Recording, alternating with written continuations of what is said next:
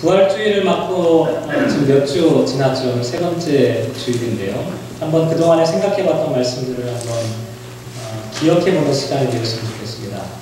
혹시 기억하시나요? 부활주일에 우리가 함께 생각해봤던 말씀들 어떤 말씀인지 다 아시지만 겸손하셔서 부활주일에 어떤 말씀 생각했냐면 예수님의 무덤을 찾아갔던 여인들에 대한 이야기를 생각해봤습니다. 그때 무덤에 있었던 천사가 이 여인들을 향해서 이렇게 얘기를 하죠. 왜 살아있는 자를 죽은 자 가운데서 찾느냐. 그게 이제 설교 주제였어요. 왜 살아있는 자를 죽은 자 가운데서 찾느냐. 이 말은 예수님께서 말씀대로 죽으셨다가 말씀대로 살아나셨다. 예수님은 그렇게 말씀대로 살아나신 분이다. 그런데 그렇게 살아나신 예수님을 만나기 위해서는 말씀에 대해서 살아있는 사람이 되어야 한다. 이 여인들도 말씀에 대하여 살아있는 사람이 되어야만 살아있는 자를 살아계신 예수님을 만날 수 있다라고 하는 의미라고 말씀을 드렸습니다. 그래서 참된 부활은 말씀에 대하여 살아있는 자가 경험할 수 있는 사건이다. 이렇게 말씀을 드렸고 이게 첫 번째 부활주일에 드렸던 말씀입니다. 지난주에는 어떤 말씀을 우리가 함께 생각해 봤냐면 사도행전 5장에 나와 있는 말씀이었죠. 감옥에 갇혔지만 감옥에서 발견되지 않는 사람들에 대한 이야기를 생각해 봤습니다. 참 이상하죠. 감옥에 갇혔지만 묶여 있었지만 감옥에서 발견되지 않는, 감옥에서 찾을 수 없는 사람들이었다는 것이죠. 왜냐하면 이 사람들은 세상의 어떤 곳으로도 묶어 놓을 수 없는 사람들이었기 때문이라고 말씀드렸습니다. 근데 제자들이 어떻게 이렇게 됐습니까?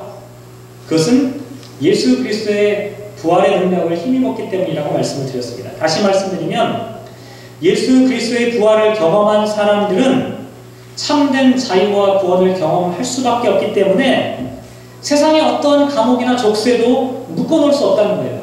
그곳에 가둬지지 않는다는 것이죠. 이게 부활을 경험한 사람, 부활의 능력을 체험한 사람의 모습이라고 하는 것이죠. 그래서 감옥에 갇혔지만 감옥에서 발견되지 않는 제자들에 대한 이야기를 생각해 봤습니다.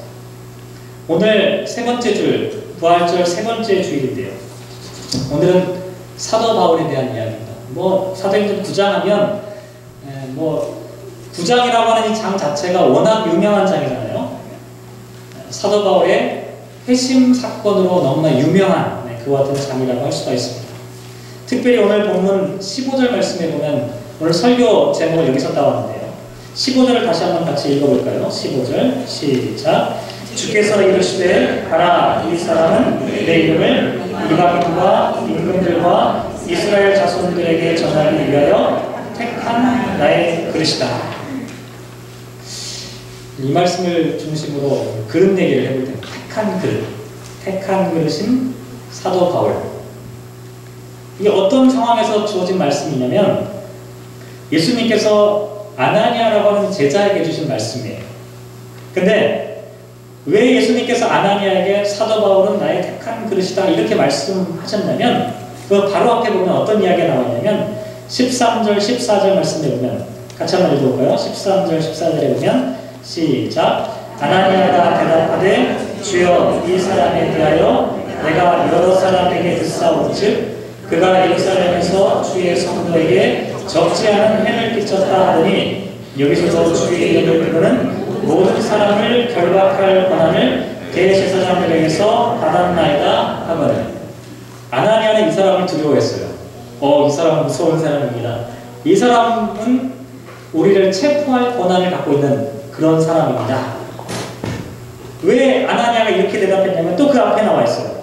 그 앞에 보면 예수님께서 뭐라고 말씀하셨냐면 아나니아에게 사울이라고 하는 사람을 찾아가서 그에게 안수하여 다시 보게 하라.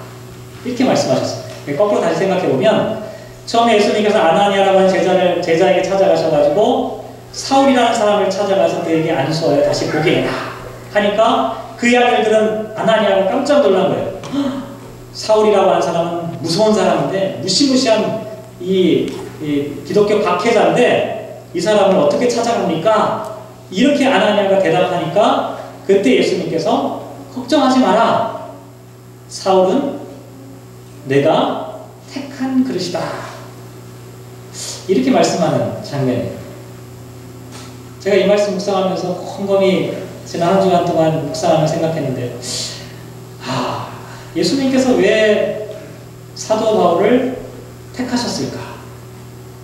왜 예수님께서 사도 바울을 나의 택한 그릇이라고 말씀하셨을까? 어떤 점이 예수님으로 하여금 나의 택한 그릇이라고 말씀하게 했던 가장 결정적인 이유가 됐을까? 그게 궁금하더라고요.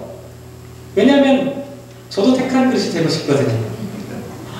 저도 택한 그릇이 되고 싶고, 이 땅에 살아가는 모든 그리스도인은 다 택한 그릇이 되고 싶잖아요.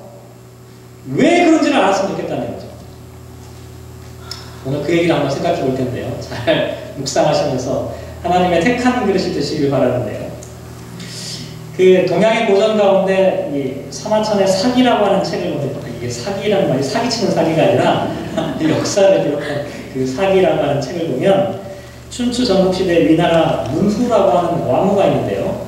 그 왕후가 이극이라고 하는 신하에게 이렇게 말하는 장면이 나옵니다.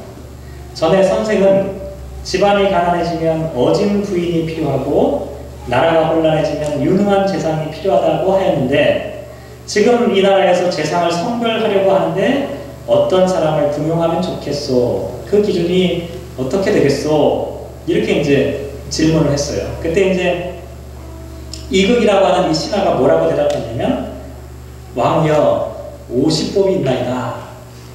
5오자 볼 10자 해가지고 5개의 보는 관점으로 사람을 고르시옵소서, 이렇게 대답을 했어요. 그 50법이라는 게 어떤 거냐면, 첫 번째는 뭐냐면, 이게 한국말로 번역하니까 이상해요. 거시기 소친 하시옵소서, 이렇게. 이 거시기 소친이라는 건 뭐냐면, 거할 거자, 맨 끝에 친자가 친할 친자예요.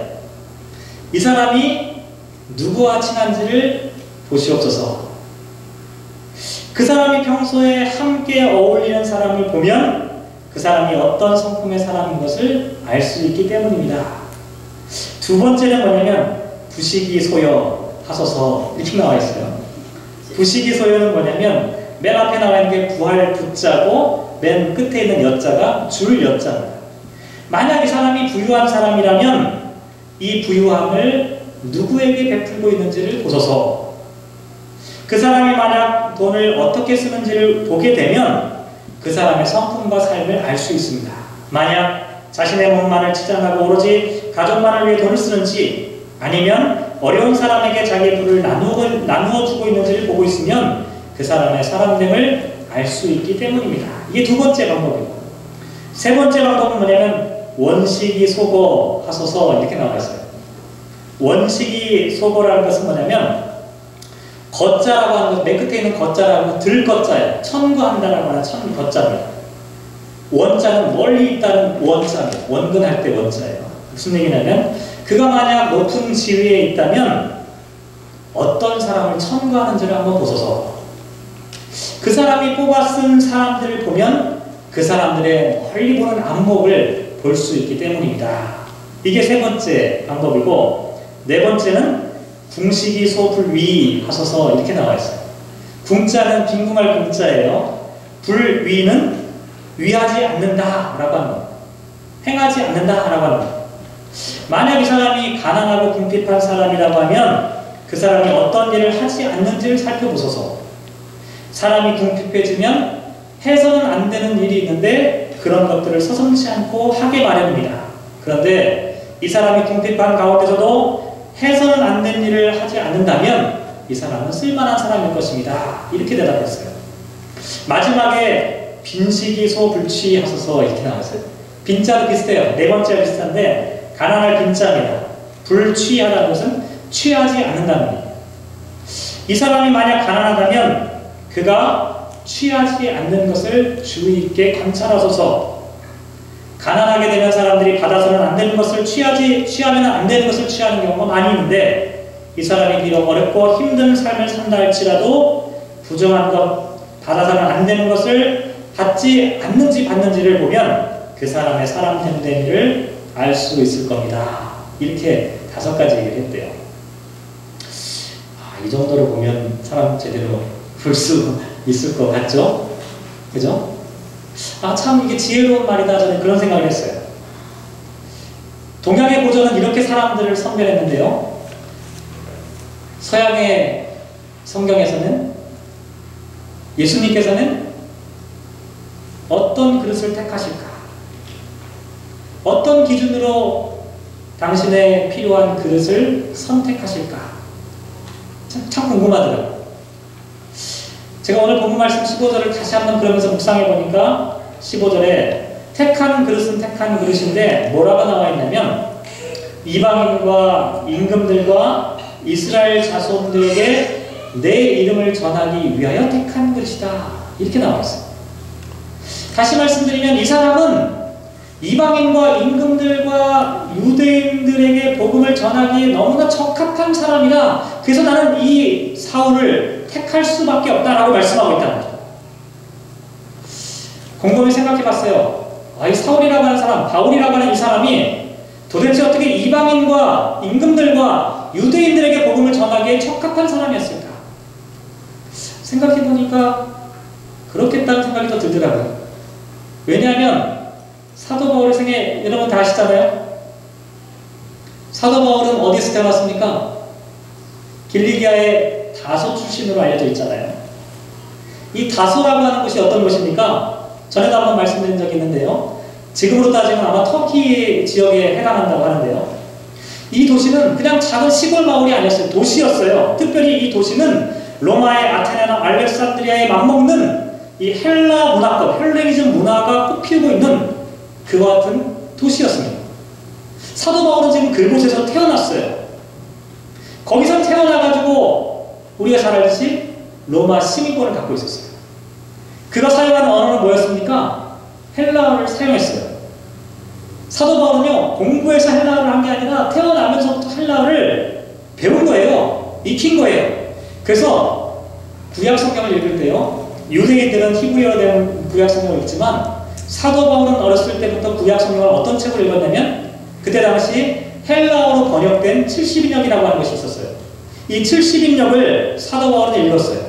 그래서 나중에 구약을 인용할 때 사도 바울은 전부 다 70인역을 인용하고 있는 것을 보게 돼요. 또 많은 편지를 썼잖아요.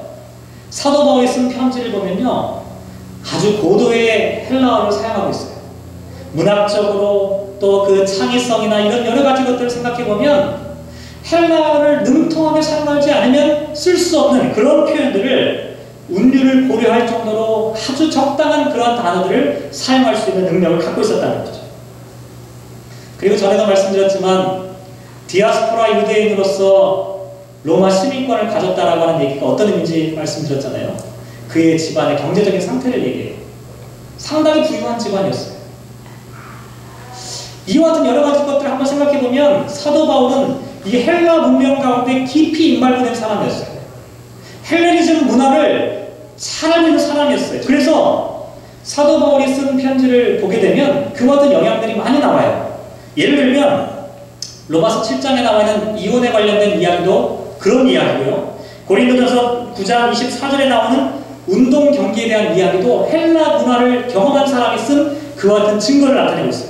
데살로니가전서 5장 8절에 보면 군인들의 복장에 대한 이야기가 나오는데 이것도 헬라 문명과 문화, 로마의 세계를 경험한 사람만이 쓸 수 있는 이야기라고 할 수가 있어요. 이렇게 생각해보면요, 예수님하고 이 사도 바울은 아주 대조적이에요. 예수님께서 사용하신 언어들은요, 농촌의 언어들이었어요. 한번 생각해보세요. 예수님이 사용하신 비유들, 어떤 비유인가요? 씨에 대한 이야기, 땅에 대한 이야기, 농기구에 대한 이야기, 이런 이야기들이에요. 예수님은 팔레스틴의 농경 문화를 배경으로 그와 같은 비유를 사용하셨어요. 그런데 사도 바울은요, 도시였어요. 도시에서 살아가면서 도시를 경험했어요. 특별히 헬라의 도시, 로마의 어떤 이와 같은 거대 도시의 문명과 문화를 잘 알고 있었던 사람이었다는 것이죠. 이런 면에서 생각해보면 사도 바울이 이방인을 위해서 택한 그릇이 되었다라고 하는 것이 이해가 되더라고요. 디아스포라 유대인의 가정에서 지금으로 따지면 이민자의 가정에서 태어난 2세가 바로 사도 바울이었다는 거죠. 본토 유대인들과는 좀 달랐다는 거예요. 이방인들과 친숙했고 그들의 언어를 능통하게 사용했고 그들의 풍습을 잘 이해하고 있었다는 것이죠. 편견과 선입견이 없었다는 거예요. 그러니까 이방인들의 문화와 삶의 조건들을 잘 이해하고 있었던 사도 바울이야말로 이방인에게 복음을 효과적으로 전할 수 있는 그와 같은 도구가 될 수밖에 없었다. 이렇게 생각하니까 사도 바울이 이방인을 위해 택한 그릇이었구나. 이해가 되더라고요. 그런데 사도 바울은 이방인을 위해 택한 그릇일 뿐만 아니라 또 유대인을 위한 택한 그릇이었다. 이렇게 또 나와 있어요. 이미 말씀드렸지만 사도 바울은 유대를 떠나서 디아스포라 되었던 사람이었잖아요. 흩어진 사람이에요. 로마 시민권을 갖고 있었어요. 하지만 그의 마음속에 뭐가 있었어요? 여전히 자기 자신의 정체성과 아이덴티티를 유대인으로 생각하고 있었다는 것이죠. 제가 설교할 때 딱 보면 우리 교회 성도들 가운데 한국 사람 몇 명 안 되시죠? 다 캐나다 시민권을 갖고 계신 캐나다 시민권자들이 많이 계시는데 캐나다 시민권을 갖고 있어도 여러분의 마음속에는 코리안 아이덴티티가 있잖아요. 마찬가지였다는 거예요. 사도 바울은 마음속에 자기 자신의 정체성을 유대인이라고 규정하고 있는 것이 강했다는 거예요. 특별히 이 유대인들은요, 디아스포라 되었지만 자기들의 문화와 풍습과 언어를 간직하기 위해 애를 썼던 사람들이었어요. 중국 사람들이 흩어져서 차이나타운을 만들고 한국 사람들이 코리아타운을 만들게 된 까닭이 사실은 유대인들의 모양을 따라간 거예요. 유대인들은 흩어졌을지라도 자기들의 문화와 정체성을 지키기 위해 안간힘을 썼다는 것이죠. 그 전통이 이민교회에 있는 아이들이 한국 학교 다니고 한국 문화 배우고 이렇게 하는 이유가 다 거기에 있다는 거죠. 사도 바울은 디아스포라 되었지만 유대인으로 살고 싶어 했어요. 그래서 누구에게서 훈련을 받았습니까? 잘 알려져 있는 대로 가말리엘이라고 하는 사람에게서 훈련을 받았어요. 율법 교육을 받았어요. 사도행전 5장에 보면 가말리엘이라고 하는 사람은요, 아주 존경받는 유대의 랍비로 알려져 있습니다. 당시에는요, 유대교 안에 큰 두 개의 파가 있었어요. 이 유대교인들은 이 파가 많아요. 한국 사람들하고 비슷한데 이 파가 많은데 크게 두 파가 있었어요. 하나는 뭐냐면 힐렐이라고 하는 학파가 하나 있었고 또 하나의 학파는 뭐냐면 샴마이라고 하는 학파였어요. 지금으로 따지면 보수와 진보 이렇게 따지면 금방 쉽게 이제 적용이 되는데 이 샴마이라고 하는 학파는 디아스포라 유대인들에 대해서 배타적이었어요. 본토에서 유대교 정신을 지키고 있는 사람들이 중요하다고 생각했어요. 그래서 이 율법을 보수적으로 적용하는 사람들이 이 샴마이 학파에 해당하는 사람들이었어요. 반면에 힐렐 학파에 해당하는 사람들은 주로 디아스포라 유대인들을 감싸 안는 사람들이었어요. 그래서 율법에 대해서 좀 개방적이고 개혁적인 입장으로 해석하는 사람들이 이 힐렐 학파였다는 거죠. 힐렐 학파에 속한 사람이 누구였냐면 가말리엘이었어요. 그 가말리엘로부터 배운 사람이 사도 바울이다. 이렇게 되었다는 거예요. 이와 같은 학문적인 전통을 훈련받았던 사람이 바로 사울이었다는 거예요. 그렇기 때문에 사도 바울은 폐쇄적인 유대교 이해가 아니라 개혁적이고 개방적인 이해를 기본적으로 깔고 있었어요. 그리고 여러분 잘 알고 계시지만 사도 바울은 천막기술자였잖아요. 이거는요, 천막기술자가 그의 주 직업은 아닙니다. 많은 성서학자들은 이렇게 얘기를 해요. 사도 바울이 천막을 만드는 기술을 갖게 된 까닭이 천막을 만드는 기술을 갖게 된 그 모습을 보면 그가 랍비였다라고 하는 사실을 증거로 보여준다. 이렇게 얘기를 합니다. 왜냐하면 당시의 랍비들은 율법을 가르치면서 보수를 받지 않았기 때문에 자기의 생활 방법들을 찾아 놓아야만 했어요. 자비량으로 해야 됐다는 것이죠. 그렇기 때문에 그때 당시 랍비들은 전부 다 이와 같은 기술직들을 하나씩 갖고 있었다는 것이죠. 이런 수공업적 기술을 통해서 유대교의 랍비로서 살아갈 수 있는 훈련을 받은 것이 바로 사도 바울이었다는 거예요. 이렇게 보면요, 사도 바울은 디아스포라 되어서 로마 시민권자로 살았지만 그의 마음속에서는 유대인이라고 하는 아이덴티티가 있었어요. 유대인을 사랑했어요. 그래서 로마서 9장 3절 말씀에 보면 이런 말씀이 나와 있어요. 나의 형제 곧 고르게 친척을 위하여 내 자신이 저주를 받아 그리스도에게서 끊어질지라도 원하는구나. 이 사도 바울 이런 표현을 하는 거 보면요, 사도 바울이 얼마나 자기 동족과 민족에 대한 애착을 갖고 있는지를 알 수 있어요. 내가 심지어 그리스도에게 끊어지는 한이 있어도 내 민족과 내 동족이 구원받았으면 좋겠다. 내 가족이, 내 친척이, 내 사랑하는 조국이 하나님 앞으로 돌아왔으면 좋겠다라고 하는 간절한 소망이 사도 바울의 마음속에 있었다는 것이죠. 이렇게 보면 사도 바울은 유대인들에게 복음을 전하기에 참 적합한 사람이다. 이렇게 생각을 해볼 수가 있습니다. 그렇죠? 이방인에게도 복음을 전하기에 적합하고 또 유대인들에게도 복음을 전하기에 적합한 모습을 사도 바울은 양자를 다 갖고 있었다는 거죠. 그러면 그렇기 때문에 사도 바울이 자동적으로 예수님께서 택하신 그릇이 되었을까? 만약 그렇다면요, 당시 디아스포라 되었던 유대인들이 사도 바울만 있었습니까? 당시 힐레 학파의 가말리엘 문화에서 훈련받았던 제자가 사도 바울만 있었습니까? 그렇지 않잖아요. 많은 사람들이 있었어요. 디아스포라 되었던 유대인들은 엄청나고요. 또 그 랍비 교육을 받으며 훈련받았던 유대주의에 철저했던 사람들은 사도 바울보다 더 열심히 했던 사람들이 많이 있었어요. 그런데도 불구하고 예수님께서 사도 바울을 나의 택한 그릇이다 라고 말씀하셨던 까닭이 뭘까요? 그것은 바로 사도 바울에게 다른 사람들이 갖고 있지 못했던 독특한 경험이 있었기 때문에 그래요. 그게 뭐냐면 오늘 본문에 나와 있는 부활하신 예수님과 사도 바울 간의 이 극적인 만남, 이 극적인 만남을 통해서 변화되어졌던 사도 바울의 모습이 그로 하여금 예수 그리스도의 복음과 부활을 전하는 택한 그릇으로 살아가게끔 하는 그와 같은 결정적인 계기가 됐다는 거죠.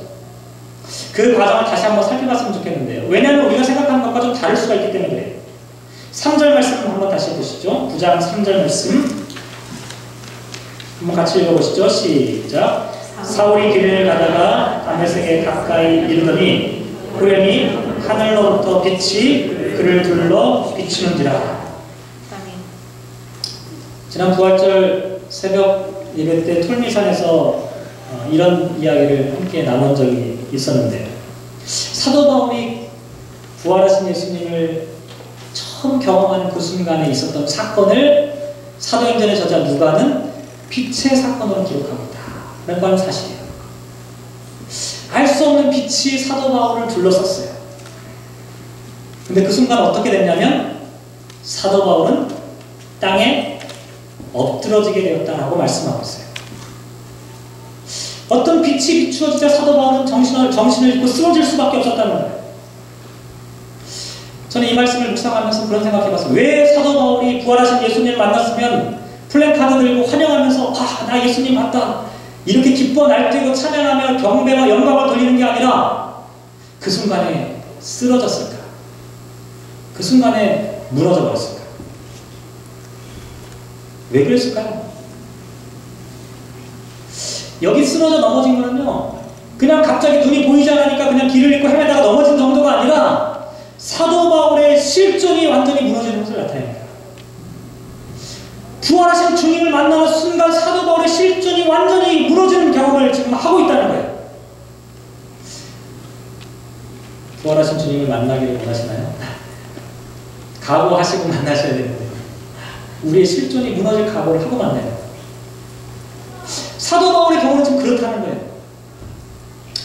사도 바울의 실존이 왜 무너지게 됐냐면 사도 바울은 지금 어떤 사람이었습니까? 자기 스스로 의롭다고 생각하는 사람이었어요. 유대인이었고 바리새인이었고 철저하게 율법을 지키고 배우는 자기 자신이 빛 가운데 살아가는 사람이라고 생각했던 것이 사도 바울이었어요. 그런데 지금 새로운 빛을 만났어요. 아니, 자기가 지니고 있던 빛보다는 그 빛과는 비교할 수 없는 엄청난 빛을 지금 만나게 된 겁니다. 다시 말씀드리면 사도 바울은 이 빛을 만나는 순간 자기가 빛이 아니라 어둠이라고 하는 사실을 깨닫게 됩니다. 자기가 여태껏 잘 살아왔다고 생각했는데 지금 자기가 걸어왔던 자기의 인생은 어둠의 길이었다고 하는 사실을 새로운 빛을 통해서 깨닫게 된 거예요. 충격이었던 겁니다. 컬처 샥이에요. 사도 바울은 더 이상 지탱할 수가 없었던 거예요. 쓰러져 버린 겁니다. 그래서 오늘 본문에 나와 있는 이야기를 보면 9절에 이렇게 말하고 있어요. 사흘 동안 보지 못하고 먹지도 마시지도 아니야. 사도 바울이 너무나 큰 충격을 받은 거예요. 부활하신 예수님을 만나긴 만났는데 그 만남의 사건이 자기의 삶의 기반 자체를 완전히 흔들어버리는 그 같은 경험을 하게 됩니다. 그러니 먹을 수도 없고 깊은 어둠 가운데 절망 가운데 답답해하며 괴로워하며 자기 인생을 다시 한번 성찰하는 시간들을 갖게 됩니다. 이것을 11절에서는 뭐라고 표현하고 있냐면 주께서 이르시되 일어나 집 가라는 거리로 가서 유다의 집에서 5사람 사울이라고 하는 사람을 찾으라. 그가 기도하는 중이다. 이렇게 말하고 있는데 예수님께서는 아나니아에게 사도 바울 사울을 찾아가라 라고 말씀하시면서 그 사람이 지금 집 가라고 하는 거리에 있는 유다의 집에 기도하고 있다라고 말하고 있어요. 기도하는 모습은 바로 이런 모습이 아닐까 생각해 봅니다. 깊은 혼란 가운데, 어둠 가운데, 방황 가운데 어찌할 바를 알지 못해서 자기가 여태까지 걸어왔던 그 인생의 삶을 중단하고 하나님의 뜻을 다시 한번 찾고자 하는 그 과정에서 생겨나는 것이 바로 기도하는 모습이었다는 거죠. 저는 이 모습을 알아보면서 예수님께서 사도 바울을 택한 그릇이라고 하셨던 그 이유를 조금씩 알아가게 되었어요. 사도 바울의 인생을 보면요, 고뇌하는 삶이었습니다. 헷갈리는 삶이었어요. 갈등이 많은 사람이었어요. 한번 생각해 보세요. 디아스포라 유대인으로 다소에서 태어났어요. 태어나는 순간부터 그의 인생은 꼬이기 시작한 거예요. 그렇지 않나요? 자기는 유대인인데 주변 사람들은 다 이방인으로 둘러싸였어요. 자기는 유대의 말을 배우면서 동시에 이방의 헬라어를 배우기 시작합니다. 자기는 유대의 특수한 구원을 배웠는데 만나는 사람들마다 보편적인 세계 문화에 대한 이야기를 하는 사람들을 경험하게 됩니다.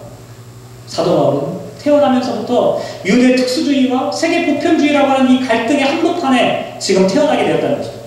뿐만 아니라 유대인으로 배우면서 어떤 갈등을 느꼈습니까? 유대교 안에 힐렐 학파와 샴마의 학파가 있다고 말씀드렸어요. 하나님을 따르는 제자들의 입장도 서로 달랐어요. 고민할 수밖에 없었어요. 무엇이 옳을까? 유대교의 율법을 이렇게 해석하는 것이 맞을까? 저렇게 해석하는 것이 맞을까? 고민하며 갈등할 수밖에 없었어요. 그러면서 나름대로 힐렐 학파의 가말리엘을 통해서 배우기 시작했어요.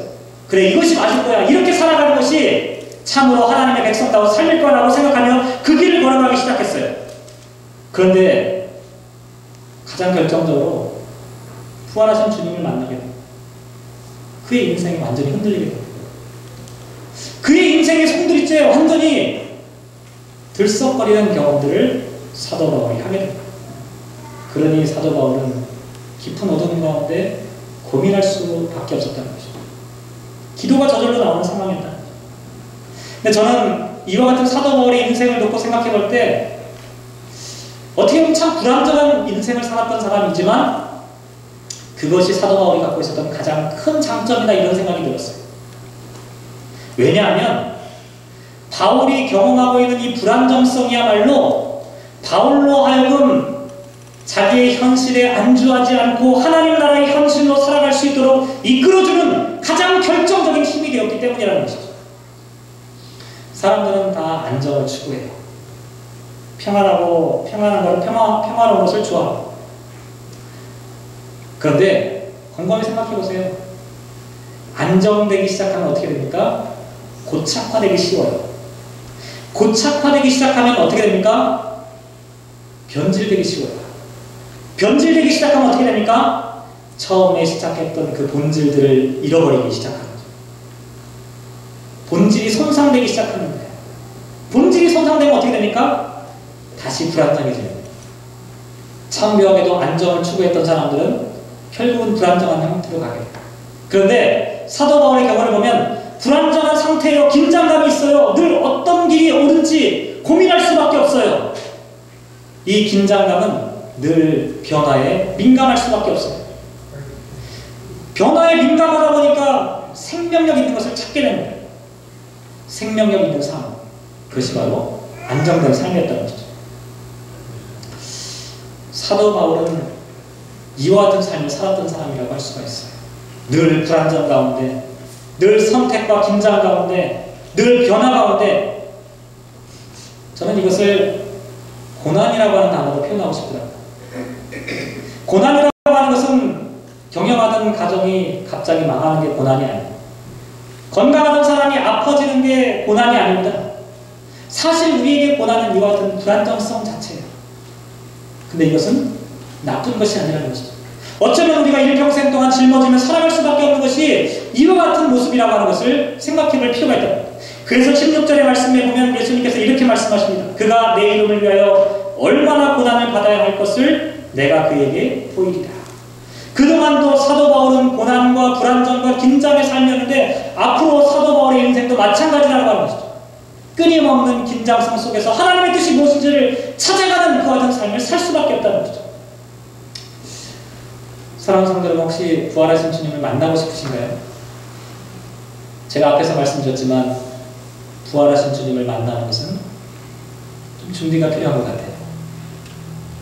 어떤 준비냐면 사도 바울이 경험했던 이 불안정성과 혼란에 대한 준비. 저와 여러분이 부활하신 주님을 만나면 그저 환영할 수만 있을까요? 그저 좋아할 수만 있을까요? 그럴 수 없을 것 같아요. 부활하신 주님을 만나면 내가 지금 걷고 있는 이 길이 바른 길인지 돌아볼 수밖에 없습니다. 정말로 부활하신 예수님을 만나게 되면 내가 지금까지 보아왔던 것이 참된 진실인지 아니면 내가 헛개비를 이끌려 살아왔는지 다시 한번 돌아볼 수밖에 없다는 거예요. 그러면 우리는 불안정성에 빠질 수밖에 없다는 거예요. 나는 도대체 어떻게 살아왔는지, 내 인생은 과연 하나님이 보시기에 합당한 삶을 살아왔는지. 사도 바울은 부활하신 주님을 만나는 순간 그의 길이 막힌 사람이었어요. 다메섹으로 가는 그 길이 막혔어요. 그동안 보았던 것을 볼 수 없게 되었어요. 그동안 친했던 사람들과의 관계도 단절되었어요. 사도 바울은 부활하신 주님을 통해 엄청난 격변을 경험하기 시작했다는 거죠. 저와 여러분이 진정으로 부활하신 주님을 만난다면 우리도 이와 같은 경험을 할 수밖에 없다는 거죠. 우리를 당혹하게 하시는 주님을 만날 수밖에 없다는 거죠. 무엇이 하나님의 뜻인지, 무엇이 하나님의 계획인지 그 하나님의 뜻 앞에서 하나님의 뜻을 찾기 위해 몸부림칠 수밖에 없는 것이 바로 부활하신 주님을 만나는 사람의 경험할 수밖에 없는 현실이라고 하는 것이죠. 예수님께서는 이와 같은 과정에 있었던 사도 바울을 나의 택한 것이다 이렇게 말씀하셨습니다. 말씀을 한번 마무리해볼게요. 서두에 그런 말씀드렸죠. 이극이라고 하는 신하가 인재를 등용하기 위해서 5가지 보는 법, 50법을 통해서 좋은 인재를 택해야 한다라고 하는 그 이야기를 생각해봤습니다. 세상 사람들도 사람을 택하기 위해 이와 같은 지혜를 사용하는데 하나님은 어떤 사람을 선택하고 계실까? 우리는 어떻게 하면 하나님의 택한 그릇으로 살아갈 수 있을까? 사도 바울의 현실과 저와 여러분이 살아가는 이 이민자의 삶이 참 닮아있다는 생각을 늘 하게 됩니다. 이민자로 살아가고 특별히 이민자의 자녀로 살아가는 우리 사랑하는 자녀들 생각이 많이 나더라고요. 동양의 문화권에 살다가 서양의 문화권으로 옮겨오게 되었어요. 우리 자녀들 참 헷갈리지 않을까요? 학교에서 배우는 거랑 집에서 배우는 게 다르잖아요. 그렇지 않나요? 학교에서 사용하는 언어와 집에서 사용하는 언어가 다르잖아요. 친구들과의 가치관과 부모님과 또 코리안 컬처에 있는 사람들과 만나서 경험하는 것이 너무나 다르잖아요. 헷갈릴 것 같아요. 흔들릴 것 같아요. 마치 사도 바울이 이민자의 가정에서 태어나 유대인의 아이덴티티를 지키기 위해서 몸부림치면서 살았던 그 모습처럼 우리 아이들 보면 그런 생각이 나요. 어떻게 살아가는 것이 맞는 것일까? 코리안이 맞을까? 커네디언이 맞을까? 어떤 아이덴티티가 더욱더 중요한 것일까? 이 틈바구니에서 우리가 혼란과 갈등을 경험할 수밖에 없다는 거죠. 그런데 생각해보니까요, 이 혼란과 갈등이 무의미한 것이 아니라는 것이죠. 우리를 택한 그릇으로 사용하기 위한 하나님의 뜻과 연결되어 있기 때문에 그래요. 사도 바울의 인생은 그렇게 하나님의 택한 그릇으로 성장하고 성숙되었어요. 그의 인생을 전체를 놓고 보니까 가말리엘 문화에서 배운 이 까닭이 거기 있습니다. 좀 더 개혁적이고 개방적인 하나님의 말씀의 율법에 대한 이해를 하게 돼요. 그러면서 조금씩 이방인들을 경험하고 이해하고 또 그들에게 하나님의 말씀을 증거할 수 있는 그와 같은 사람으로 성숙하고 훈련되어지는 과정을 그가 겪게 되었어요. 그런 흔들리는 과정을 통해서 하나하나 길을 찾아가게 됩니다. 그러다가 마침내 부활하신 예수님을 통해서 그의 삶은 완전히 무너지는 것처럼 보였지만 그 토대 위에 새로운 것들을 세워가기 시작한 거예요. 주님의 부활의 빛을 통해 그는 새로운 삶을 살기 시작한 거죠. 부활의 빛을 경험한 사도 바울은 앞이 보이지 않았습니다. 앞이 보이지 않았어요. 어찌 보면 우리 자녀들이 앞이 보이지 않는 삶을 살고 있다 이런 생각이 들더라고요. 어떻게 살아가야 할지 앞이 보이지 않을 때가 참 많이 있지 않나요? 어떻게 키우는 것이 바른 것인지 앞이 보이지 않을 때가 참 많이 있지 않나요? 우리의 삶 가운데 이와 같은 당혹함이 있다는 것이죠. 그런데 이와 같은 혼란 가운데서 분명한 사실은 뭐냐면 부활하신 주님과의 만남을 통해서 그 눈에 있는 비늘이 벗겨지는 순간 우리는 새로운 세상을 볼 수 있게 된다는 하는 사실입니다. 저와 여러분이 그동안 보지 못했던 새로운 것들을 볼 수 있게 된다는 것이죠. 사도 바울은 완벽한 사람도 완전한 사람도 아니었습니다. 그는 심지어는 그리스도인들을 핍박하는 사람이었습니다. 그는 일생을 흔들리며 갈등하며 살았던 사람이었습니다.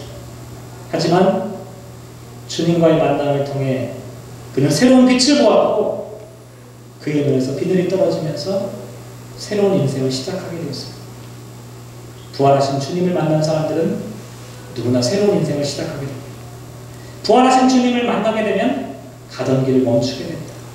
부활하신 주님을 만난 그 순간 우리는 그동안 보아왔던 것을 보지 못하게 됩니다. 부활하신 주님을 만난 순간 우리는 전혀 다른 사람으로 살아가게 되어 있다는 것이죠. 사랑하는 성도 여러분, 간절히 바라기는 부활하신 그 주님을 만나기를 소망합니다.